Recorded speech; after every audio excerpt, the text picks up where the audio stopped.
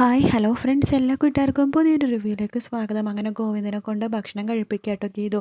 ആ സമയത്ത് നമ്മുടെ കിഷോർ വരുന്നത്. കിഷോറിനെ കാണുമ്പോൾ ഗീതു ഒന്നും കൂടി ഗോവിന്ദനെ നോക്കി വെള്ളം കുടിക്കണ്ടേ എന്നൊക്കെ പറഞ്ഞിട്ട് വെള്ളം കുടിപ്പിക്കുകയൊക്കെ ചെയ്യാട്ടോ. അത് കാണുമ്പോൾ ഗോവിന്ദനെ കാര്യം മനസ്സിലാവും. ഗോവിന്ദും ഗീതുവിൻ്റെ കൂടെ തന്നെ സപ്പോർട്ട് ചെയ്ത് നിൽക്കേണ്ട. പെട്ടെന്ന് ഗീതു, എടോ തനിക്ക് മാനേഴ്സ് ഇല്ലേ, ഇങ്ങനെയാണോ ഒരാളുടെ റൂമിലേക്ക് കയറി വരേണ്ടതെന്ന്? സോറി മാഡം, AGMൻ്റെ MDയുടെ റൂമിൽ ഇങ്ങനെ ഉണ്ടാവുമെന്ന് ഞാൻ വിചാരിച്ചതെന്ന് പറയുമ്പോൾ, എടോ ഞങ്ങൾ ഭാര്യയും ഭർത്താവാ, ഇങ്ങനെയൊക്കെ ചിലപ്പോൾ ഉണ്ടായെന്നിരിക്കും. തന്നോട് ഈ പ്രൊജക്ട് റിപ്പോർട്ട് എവിടെ വെക്കാനാണോ ഞാൻ പറഞ്ഞത്? അതല്ല മാഡം, ഞാൻ അതിൻ്റെ റിപ്പോർട്ടിൻ്റെ ഇതുവരെ മാഡം റിസൾട്ടൊന്നും പറഞ്ഞില്ലല്ലോ, അതുകൊണ്ടിട്ടാണെന്ന് പറയുമ്പോഴേക്കും അതെനിക്ക് ഞാൻ തോന്നുമ്പോൾ പറഞ്ഞോളൂ എന്നിങ്ങനെ പറയുവാണ്. എന്തായാലും താൻ ഇവിടെ നിന്ന് വായിച്ചു എന്ന് പറയുന്നുണ്ട്. അതിനുശേഷം ഗീത നമ്മുടെ ഗോവിന്ദന് ഭക്ഷണമൊക്കെ വാരി കൊടുക്കുകയാണ്. അപ്പോഴേക്കും ഗോവിന്ദ് പറഞ്ഞിട്ട് തന്നോട് ഗീതാഞ്ജലി പറഞ്ഞത് കേട്ടില്ലേ, താൻ ആ പ്രൊജക്ട് റിപ്പോർട്ടിൻ്റെ ഭാഗങ്ങൾ പറഞ്ഞു കേൾപ്പിക്കൂ എന്ന് പറയാണ്. വെള്ളം കുടിക്കൂ ഗോവിന്ദേട്ടാ, കുറച്ചുകൂടി കുടിക്ക് കണ്ണേട്ടാ, പിന്നെ ഞാൻ വരാം മാഡം എന്ന് പറഞ്ഞിട്ട് കിഷോർ അവിടെ നിന്ന് പോവാണ്. അതിനുശേഷം നമ്മുടെ ഗോവിന്ദ് പറയുന്നുണ്ട്, നീ കിഷോറിനിട്ട് പണി വെച്ചതാന്നൊക്കെ എനിക്ക് മനസ്സിലായി, അതുകൊണ്ടാണ് ഞാൻ നിന്നെ സപ്പോർട്ട് ചെയ്തത് എന്ന് പറയുമ്പോൾ, താങ്ക്സ് ഗോവിന്ദേട്ടാ എന്ന് പറയുകയാണ്. അതേ, ഈ പാത്രമൊന്നും എടുക്കുന്നില്ലേ? അതേ, ഞാൻ കിഷോറിനെ കാണിക്കാൻ വേണ്ടി അങ്ങനെയൊക്കെ ചെയ്തത്. താൻ പാതി ഭർത്താവ് പാതി എന്നല്ലേ പറയണത്? ഞാൻ എൻ്റെ പകുതി ചെയ്തു, ഇനി ഭർത്താവിൻ്റെ ജോലി ഗോവിന്ദേട്ടൻ ചെയ്യും. ആ പാത്രങ്ങൾ, തിന്ന പാത്രങ്ങൾ തന്നെ കഴുകി വെക്കണം എന്നൊക്കെ പറഞ്ഞ് ഗീത തുറന്ന് പോവാണ്. പിന്നെ നമ്മുടെ ഗീതൻ്റെ റൂമിലേക്ക് അവർണികനെയും കൂട്ടിക്കൊണ്ട് കിഷോർ വരാം കേട്ടോ. അവർണിക പറയുന്നുണ്ട്, ഗീതാഞ്ജലി കിഷോർ തന്ന ആ ഒരു പ്രൊജക്റ്റിൻ്റെ കാര്യത്തിന് ഒരു സജഷനും പറഞ്ഞില്ലല്ലോ എന്ന് പറയുമ്പോൾ ഗീത പറയണ്ട, അവർണിക നോക്ക്, ഞാൻ ആ പ്രൊജക്റ്റ് റിപ്പോർട്ട് നന്നായിട്ട് നോക്കി ഗൂഗിളിൽ നിന്ന് കുറച്ച് ഫോട്ടോസൊക്കെ എടുത്ത് വലിയ വലിയ കമ്പനികളുടെ പ്രൊജക്ട് റിപ്പോർട്ടിൻ്റെ സോഫ്റ്റ്വെയറിൻ്റെ ഫോട്ടോയൊക്കെ എടുത്തിട്ട് അത് ഡൗൺലോഡ് ചെയ്തിട്ട് അതിൽ ചെറിയ മാറ്റങ്ങളൊക്കെ വരുത്തിക്കാൻ ഞാൻ ആക്സെപ്റ്റ് ചെയ്യില്ല എന്ന് പറയുമ്പോൾ എടുത്ത് വായിക്കുക. കിഷോർ പറയുന്നുണ്ട്, അതേ, പണം കൊടുത്ത് വാങ്ങിച്ചാലൊന്നും എക്സ്പീരിയൻസ് കിട്ടില്ല, ഇത് സോഫ്റ്റ്വെയർ എക്സ്പീരിയൻസാണ്, മാഡത്തിന് അതിനുള്ള എക്സ്പീരിയൻസ് ഉണ്ടാവില്ലായിരിക്കും. അപ്പോഴേക്കും നമ്മുടെ അവർണിക എഴുന്നേക്കാണ്. കിച്ചു മര്യാദയ്ക്ക് സംസാരിക്കുക എന്നൊക്കെ പറയുമ്പോഴേക്കും അതന്നെയാണ് എനിക്ക് ഇവരോടും പറയാനുള്ളത്, ഗീതാഞ്ജലി മാഡത്തിനോട് എന്നോട് മര്യാദയ്ക്ക് സംസാരിക്കാൻ പറയാമെന്ന് പറയുമ്പോൾ നമ്മുടെ ഗീതാഞ്ജലി പറയുന്നുണ്ട്, അവർണിക തൻ്റെ കിച്ചുക്ക് മര്യാദ വളരെ കുറവാണ്, അതുകൊണ്ട് തന്നോട് ഞാൻ കാര്യങ്ങളൊക്കെ പറയാം. ഈ പ്രൊജക്ട് റിപ്പോർട്ട് പാടെ തെറ്റാണ്, അടിമുടി തെറ്റാണ്, ബേസ് മുതൽ തെറ്റാണ്. ഞാൻ എല്ലാം നമ്പർ 1 മാത്രമേ ആഗ്രഹിക്കുള്ളൂ, എനിക്കെല്ലാം നമ്പർ 1 കിട്ടിയിട്ടുള്ളൂ. ഉടുക്കാനുള്ള ഭക്ഷണം, കല്യാണം കഴിച്ച വീട് നമ്പർ 1 ആണ്, എനിക്ക് കിട്ടിയേക്കണം ഭർത്താവ് നമ്പർ 1 ആണ്. അതുകൊണ്ട് തന്നെ എനിക്ക് ഈ IT സൊല്യൂഷൻ്റെ ഇത് സോഫ്റ്റ്വെയറും നമ്പർ 1 ആവണമെന്ന് എനിക്ക് ആഗ്രഹമുണ്ട്, അതുകൊണ്ട് ഏറ്റവും ബെസ്റ്റ് ആയിട്ട് എനിക്ക് വേണം എന്ന് പറഞ്ഞിട്ട് കിഷോറിനെ അവിടെ നിന്ന് ആട്ടി ഓടിക്കാട്ടെ ഗീതു.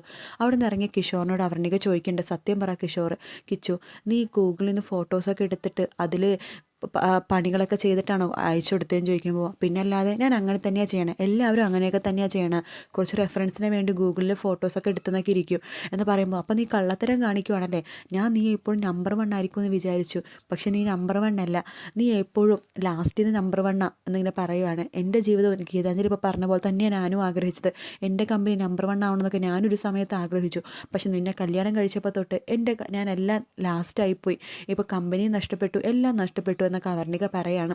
ഇതെല്ലാം കേട്ടുകൊണ്ട് ഗീത തൊട്ട് അപ്പുറത്ത് തന്നെ നിൽക്കുന്നുട്ടോ. ഗീതക്ക് സന്തോഷം കൊണ്ട് നിൽക്കാനും പറ്റാത്ത അവസ്ഥ. അതിനുശേഷം അവർണിക പറയുന്നുണ്ട്, എന്തായാലും ഗീതാഞ്ജലി നല്ലൊരു ഫ്രണ്ടാണ് എൻ്റെ, അവരിവിടെ മാത്രമേ സ്ട്രിക്റ്റ് ആയിട്ടുള്ളൂ, പുറമേ അവർ ഭയങ്കര സോഫ്റ്റാണെന്ന് പറയുമ്പോൾ അത് എന്നോട് അങ്ങനെയൊന്നും അല്ലെന്ന് കിച്ചു പറയുമ്പോൾ അവർണിക പറയേണ്ടത്, അത് നീ കൊടുക്കുന്ന റെസ്പെക്റ്റ് പോലെ ഇരിക്കും എന്ന് പറയുമ്പോൾ, എന്താ ഗീതാഞ്ജലിക്ക് നിന്നോട് പൂർവ്വവൈരാഗ്യമൊന്നും ഇല്ലല്ലോ, അതുകൊണ്ട് നീ മര്യാദക്ക് വർക്ക് ചെയ്യണമെന്നൊക്കെ പറയാണ്. അതിനുശേഷം നമ്മുടെ എന്താണ് അവർണിക അവിടെ നിന്ന് ദേഷ്യപ്പെട്ട് പോവാട്ടോ.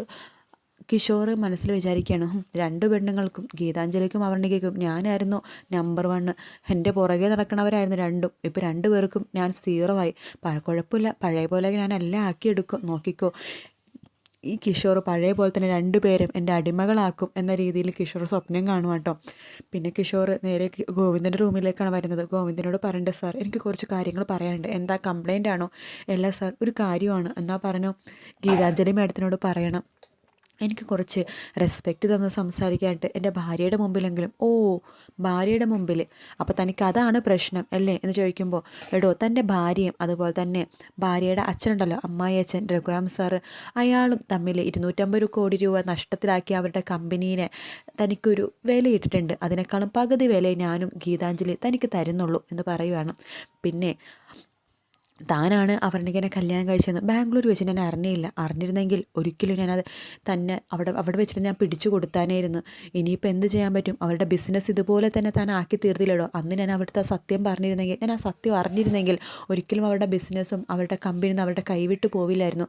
നീ ഒന്ന് ആലോചിച്ച് നോക്കിയേ, ആ സത്യം എങ്ങാനും അവരറിഞ്ഞു കഴിഞ്ഞാൽ നിന്നെ പടിക്ക് പുറത്താക്കും എന്നൊക്കെ പറയുവാണ്. അതുകൊണ്ട് നിനക്ക് ഞാൻ ഇതൊക്കെ ചെയ്തതിന് ആനുകൂല്യമൊന്നുമല്ല, നിന്നെ ഇവിടെ എന്തായാലും ഞാനിട്ട് പൊരിക്കും കിഷോർ എന്നൊക്കെ പറയുക കേട്ടോ. പിന്നെ കാണിക്കുന്ന ഗീതാഞ്ജലിനെയാണ്. ഗീത നമ്മുടെ വിജയലക്ഷ്മിനെ കാണാൻ വേണ്ടി വരുമ്പോൾ സാന്ദ്രനെ കാണുന്നുണ്ട്. സാന്ദ്ര വളരെ നന്ദിയുണ്ട്, സാന്ദ്ര പറഞ്ഞ കാര്യങ്ങൾ പറഞ്ഞു, കിഷോറിനെ പൊളിച്ചടക്കി ഞാൻ എന്ന് പറഞ്ഞുകൊണ്ടിരിക്കുക തന്നെ വിജയലക്ഷ്മി വരുന്നുണ്ട്. ആഹാ, ഗീതുവോ? അതെ ഗീതു, നാളെ എന്താ പരിപാടി? എനിക്കെന്ത് പരിപാടി? ഒരു പരിപാടിയില്ല മാഡം. എങ്കിൽ നാളെ എൻ്റെ സംഗീത കച്ചേരിയുണ്ട്, നീ വരുന്നുണ്ടോ?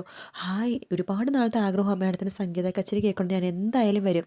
അവിടെ വെച്ച് ഞാൻ നിനക്കൊരു സർപ്രൈസ് തരുന്നുണ്ട് എന്ന് വിജയലക്ഷ്മി പറയുമ്പോൾ, സർപ്രൈസോ? എന്താ അത്? ഞാൻ നിന്നെ സ്റ്റേജിൽ കയറ്റി പൊന്നാട അണിയിക്കും എന്ന് പറയുമ്പോൾ, എന്നെയോ? അതേന്നേ, അതിൻ്റെ ഫോട്ടോ പത്രത്തിൽ വരും. രാധികാമൊക്കെ തളരാൻ അത് മാത്രം മതി. വളരെ നന്ദിയുണ്ട് മാഡം. എനിക്കത് ആലോചിച്ചിട്ട് ഇരിക്കാനും നിൽക്കാനും പറ്റുന്നില്ല എന്ന് പറഞ്ഞ് ഗീത ഭയങ്കര തുള്ളിച്ചാടലാട്ടോ. ആ സമയത്ത് വിജയലക്ഷ്മി പറയുന്നുണ്ട്, പക്ഷേ ആ ഫോട്ടോ നിൻ്റെ ഹസ്ബൻഡ് കാണും, കണ്ണൻ. അയാൾക്കത് പിടിക്കുമോ ആവോ? അതൊന്നും കുഴപ്പമില്ല, എൻ്റെ കണ്ണേട്ടനെ ഞാൻ കൂളാക്കിക്കോളാം. മാഡം എന്തായാലും നാളെ എന്നെ പൊന്നാട അണിയിക്കില്ലേ? അത് ഓർത്തിട്ട് എനിക്ക് സന്തോഷം കൊണ്ടിരിക്കാൻ പറ്റില്ല. മേഡം ഒരു കാര്യം ചെയ്യും, പൊന്നാടയൊക്കെ വാങ്ങിച്ചു വെച്ചോ, നാളെ കറക്റ്റ് സമയത്ത് ഞാൻ വരും എന്ന് പറഞ്ഞിട്ട് സാധാരണയും കൂട്ടിക്കൊണ്ട് ഗീതു അവിടെ നിന്ന് ഇറങ്ങുന്ന ഭാഗത്തോട് കൂടിയിട്ടാണ് കേട്ടോ എപ്പിസോഡ് തീരുന്നത്. വീഡിയോ ഇഷ്ടപ്പെട്ടെങ്കിൽ ലൈക്ക് ചെയ്യുക, സബ്സ്ക്രൈബ് ചെയ്യുക, കമൻറ്റ് ചെയ്യുക. എപ്പിസോഡ് വളരെ കുറച്ചായിട്ടാണ് ഞാൻ പറയണത്. അപ്പോൾ മറ്റൊരു വീഡിയോ ആയിട്ട് വീണ്ടും കാണാം. Take care, bye bye.